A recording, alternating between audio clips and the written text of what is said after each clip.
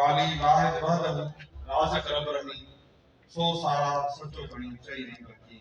करे पाण करी जोड़ू तोड़ जहान स्टेज ते वेठल काबिल एहतराम शख्सियतूं ऐं ओतिरा ई मोतबर मुंहिंजे साम्हूं वेठल सभु दोस्तो अस्सलाम वालेकुम मौजूद सभ खां पहिरीं अॼोके हिन इज्तिमाही काज ते ख़ुशियुनि भरे मौक़े ते आउं सभिनी घोटनि खे मुबारकूं थो ॾियां त हुन पंहिंजी ज़िंदगी जी शुरूआत कई आहे इन दुआ सां अल्लाह कंदो उहे पंहिंजे इन अमल सां पंहिंजे घरनि में ख़ुशी माणींदा सदाईं शादत आबाद हूंदा ऐं इन सभी ख़ुशियुनि जे पोयां हिकिड़ो जज़्बो आहे उन जज़्बे जे पुठियां हिकिड़ो अजीब शख़्स आहे जंहिंजो नालो आहे अब्दुल्ला कोहिस्तानी जेको अब्बास डेवलपमेंट फाउंडेशन जे प्लेटफॉर्म तां कमु करे पियो ऐं मूंखे इहा ॾिसी हिकिड़ी हैरानगी ताजुब थियो त अॼु जेको हुते असीं सॼी सिंध में ॾिसूं था महांगाई तमामु घणी वधी वई आहे घुट ऐं घुसट जो माहौल आहे माण्हू माण्हू खां बेज़ार आहे रोज़ ख़ुदकशियूं थियनि पयूं उते हिकिड़ो हेॾो वॾो काज उन्हनि ग़रीब न्याणियुनि जी शादीअ में उन्हनि जी वारसी करे हिकु माण्हू पैदा थियो आहे जिते माण्हू मिट माइट हिक ॿिए खां बेज़ार आहे भाउ भाउ खां बेज़ार आहे उते ही माण्हू अब्दुल्ला कोहिस्तानी एतिरा परे परे खां माण्हुनि जा जेके असां तारुफ़ ॿुधासीं त को शदादपुर जो आहे को लाड़काणे जो आहे को थाणो गोला खान जो आहे ऐं मुख़्तलिफ़ माण्हू आया आहिनि मुख़्तलिफ़ ज़ातियुनि जा जेके घोट आहिनि त इन मां असांखे ख़बर थी पए त हिन जो जेको वर्क आहे एॾो डिटेल्ड आहे छाकाणि त असीं ॾिसंदा आहियूं त हिकिड़े माण्हू जो रुॻो काज करण सां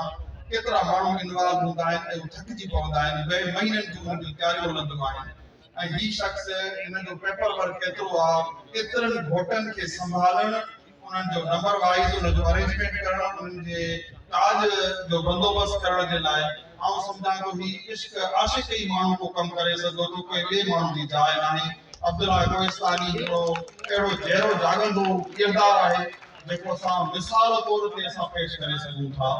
ऐं उन खां अलावा ॾिसो ही मौक़ो आहे घोट साहिबान खे बि इज्तिमाही ते वेठल ॾिसी करे त असां ॾिसो क़दरशाही समाज में गुज़ारियूं था जिते मर्द ताक़तवर आहे बिल्कुलु आहे पर उन सां गॾोगॾु ॾिसो हिनमहिल समाज तब्दील थी चुको आहे ऐं हाणे जेके घोट साहिबान आहिनि उन्हनि ते हिकिड़ी ज़िमेवारी आयल थी आहे त उन्हनि ज़िमेवारी सां उहो पंहिंजी ज़िंदगी जो जेको उथण वेहण आहे हाणे तब्दील कंदा ऐं हक़ीक़त ऐं असुल ताक़त ऐं गैरत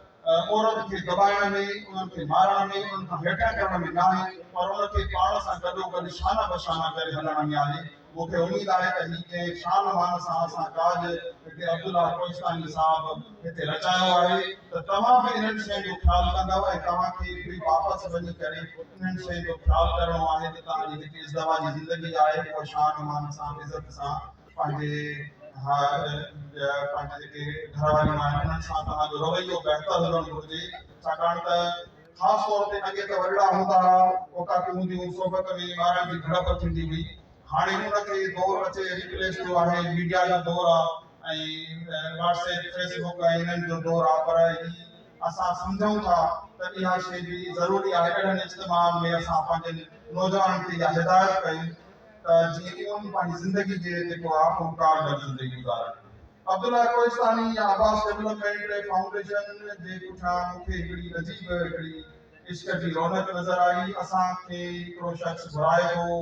असां कुझु बि इन में एतिरो कोन कयो आहे असांखे मान शान बि ॾिए थो अजरकूं बि ॾिए थो तोहफ़ा बि ॾिए थो हीअ अजीब हिकु क़िस्म जो शख़्स आहे हेॾी वॾे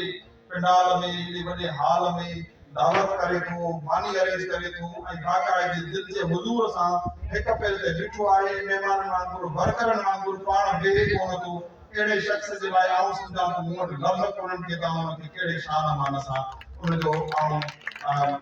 शान ॻायां हक़ीक़त इहा आहे त अलाह जे तरफ़ खां हिन माण्हू ते करम आहे रब साईं कंहिंखां कहिड़ा कम थो वठे ॾिसंदा हूंदव त असां ॾिसूं था असां जिते वञूं था होटल भरिया पिया आहिनि असांजा पंहिंजा माण्हू हिते वेठा आहिनि नौजवान वेठा आहिनि ऐं हिते गुफ़्तगू जा महवर कहिड़ा आहिनि उन्हनि मां का बि समाज में बहितरी नथी अचे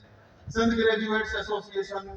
70 जे ॾहाके में वजूद में आई ऐं उनजो मक़सदु हुयो त उन वक़्त में जेके सिंधी समाज में जेके महरूम पैदा थियूं ख़ासि तौर ते 1 यूनिट जी 15 सालनि जी गानत जेकी असांखे हिते लॻी जंहिंमें असीं पाण खे सिंधी सिंध चवण जे लाइ तयारु न हुयासीं उन दौर खां पोइ जॾहिं असीं सिंध ग्रेजुएट्स एसोसिएशन जो क़याम थियो, सिंधी ॿोली जंहिंखे सम्झो वियो त इहा दफ़्तरी ॿोली न आहे, जंहिंखे सम्झो वियो त इहा तालीम जी ॿोली न आहे, उनजे लाइ सिधा तमामु वॾो कमु कयो। कालाबाग डैम हुजे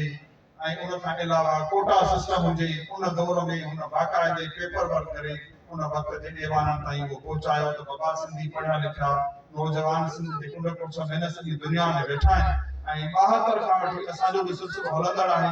छाकाणि त मुख़्तलिफ़ सिंध जे कुंड कुर्स में तंज़ीमूं आहिनि, फाउंडेशन्स आहिनि, सोशल वेलफेयर ऑर्गेनाइज़ेशंस आहिनि जेके कमु कनि पियूं, पर उन दौर में 72 खां वठी आउं सम्झां थो त हिकिड़ी मदर ऑर्गेनाइज़ेशन आहे जंहिंजी पुख मां अलाए केतिरियूं ऑर्गेनाइज़ेशन निकितियूं आहिनि। असां हिन वक़्तु हिकिड़ी कंपाइल था कयूं, असां सॼी सिंध में जिन सिगा में कमु कयो आहे, अब्दुल्ला कोइस्तानी बि असांजे सिगा जो मेंबर आहे। इन जहिड़ा किरदार सॼी असांजी सिंध में घर खां वठी मीरे जरवार घोटी पनवाकर ताईं मिलनि था। असां 1000 माण्हुनि जी उहा कंपाइल करे चुका आहियूं। अहिड़ा माण्हू जेके 72 खां वठी के हाल हयात आहिनि, के बुज़ुर्ग वफ़ात करे विया आहिनि, जिन पंहिंजी जवानियूं ॾिनियूं, किन पंहिंजी एनर्जी ॾिनी, किन पंहिंजी तालीम ॾिनी, सिंध जे जड़ जंग में गुमनाम तरीक़े सां ख़िदमत कनि था। उन्हनि जे लाइ असीं हिते इंसाइक्लोपीडिया तौर ते रेफरेंस ठाहियूं पिया। इहा वाहिद ऑर्गेनाइज़ेशन आहे जंहिंखे एतिरे तादाद में माण्हू गुमनाम तरीक़े सां कमु कनि था। आउं उनजो वधना कारकुन आहियां, वाइस चेयरमैन आहियां सिंध ग्रेजुएट्स एसोसिएशन जो। मूंखे ख़ुशी आहे, फ़ख़ुरु आहे, अब्दुल्ला काइस्तानी साहब मूंखे दावत ॾिनी आहे। आउं उन सां हर अमल में इंशाअल्लाह गॾु आहियां। सिगा उन सां गॾु आहे, समाजी कमनि में इंशाअल्लाह असांजो साथ सलामत। महिरबानी।